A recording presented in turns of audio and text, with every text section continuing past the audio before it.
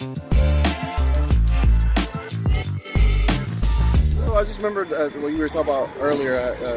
This was maybe about 2 years ago. You came over to the house and you were saying, find different means of saving money and ways to make money, and to be able to get into these side hustles to actually get into other investments.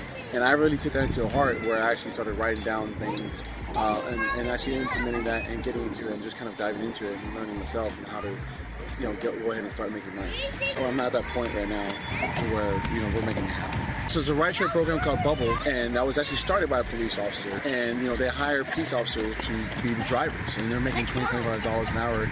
And granted, they can make more money doing side jobs as a police officer, but then at the same time, it's the position that they put themselves in to make that more money. Whether you're working at a bar or you're doing some sort of extra security at some apartment complex where it's really dangerous, when you easily be making that money at less time than what you're working. You're doing $25 an hour, but being able to just drive around, that's so much safer. You were saying something at the restaurant which I really liked. You said something about passion, and you went on. You got pissed. You said I got pissed off because people always say this, and I wish they would stop saying this crap.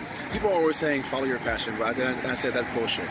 I said you need to follow the opportunities that are given to you and that are presented to you, and just bring your passion along with you. Because if you follow your passion and it doesn't turn out the way you want it to be turned out, you're going to lose faith in that passion that you had, that you wanted to do, and you're not going to want to do what you really would like to do as far as your passion. Just follow the opportunities that present itself and bring your passion along with you. What, if anything, applies from your military background to what you see now? As you've gotten more side hustles, you're getting some more money, you're doing real estate investing. What advice could you give the guys that are right now in reserves or on active duty based on what you've learned?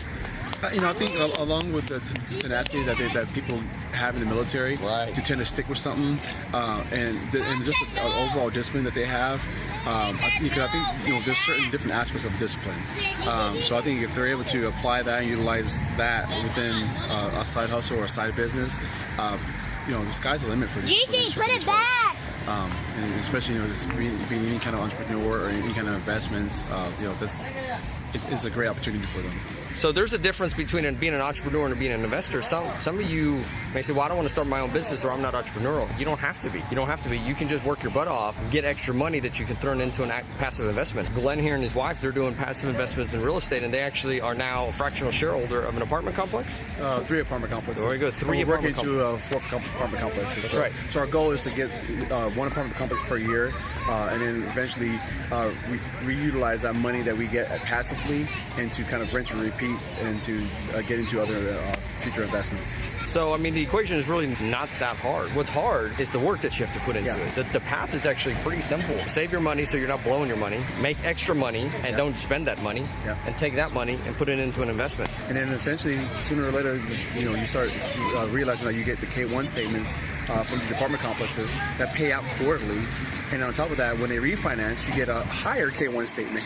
So the K1 is your share of the profit. So what a K1 will show is how much money that you're actually making out of that particular investment, right? Yes. So whenever you get money back, that's called the K1.